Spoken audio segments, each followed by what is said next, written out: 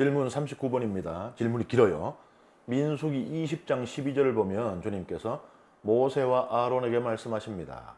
너희는 나를 믿지 않아 이스라엘 자손들이 보는 앞에서 나의 거룩함을 드러내지 않았다. 그러므로 너희는 내가 이 공동체에게 주는 땅으로 그들을 데리고 가지 못할 것이다. 그리고 24절에서 이제 아론은 선조들 곁으로 간다.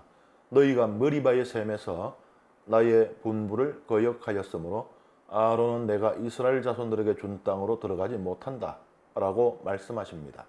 머리바의 샘에서의 분부를 거역한 정확한 내용은 무엇인가요? 머리바에서 백성들이 이제 목이 말라서 물을 청하죠. 뭐 사실 청했다라는 것은 너무 이제 약한 표현이고 땡깡을 부리죠. 물 내놓으라고. 이제 모세가 하나님께 청하니까 하나님께서 모세를 통해서 이 물을 내려주셔요. 그런데 모세가 하나님의 명령을 그대로 따르지 않습니다.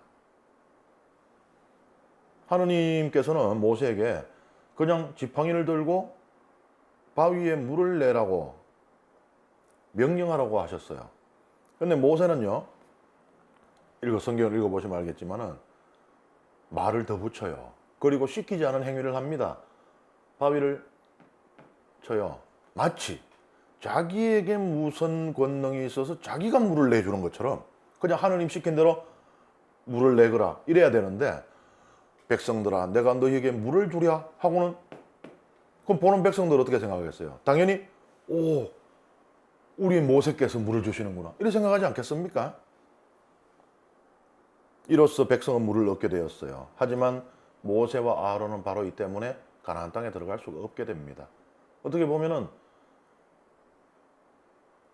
꼭 벌이라기보다는요, 벌이라고 볼 수도 있는데 물론 들어갈 수가 없게 되어버린 상황이 됐을지도 몰라요.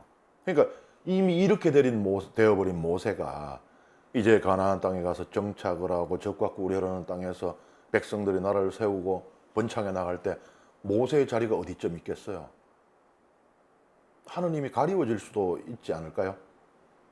그러니까 모세가 들어갈 수 없는 상황이, 그러니까 어떻게 보면 하느님도 당신의 종 모세가 그토록 오매불만 거리던 이 적과 꿀이 흐르는 땅에 못 들어가는 것이 마음 아팠을지도 모릅니다. 하지만 들여보낼 수가 없는 것이에요. 이미 이런 일이 벌어지면은 이것을 다시 뒤로 돌릴 수는 없습니다. 이미 이런 일이 벌어지고 백성들 안에 모세에 대한 마음이 생겼다면은 모세가 아유 미안합니다. 내가 좀 교만했고 감히 하나님 앞에서 금방을 떨었습니다 한다고 해도 백성들의 그 마음이 지워질까요?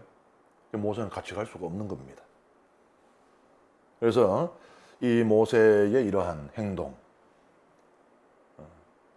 믿음이 없는 행동이라고 표현하죠. 나를 믿지 않아.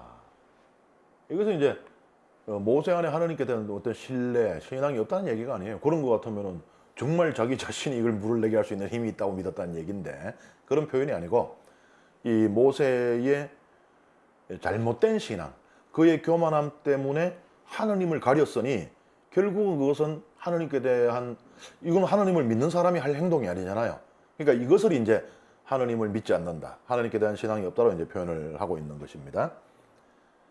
그 대가로 약속의 땅에 들어가지 못하게 되죠. 그런데 이게 너무 안타깝게 생각했을 수가 있습니다. 그래도 모세가 어떤 분인데 이런 것 때문에. 그래서 신명기 1장 37절에는 다른 전성이 나와요. 신명기 1장 37절은 모세가 이 약속의 땅에 들어가지 못한 이유를 모세 탓이 아니고 백성들의 죄 때문이라고 합니다. 그러니까 이제 아름답게 그리고 있는 거예요. 모세는 마지막까지 백성을 위해 자기를 희생했다. 자기가 백성의 죄를 짊어지고 약속의 땅 밖에 남음으로써 백성들을 안으로 들여보내줬다. 그러니까는 대속 죽음 비슷한 이제 그런 전성이 있어요. 그래서 이러한 두 개의 전성이 공존을 하고 있습니다.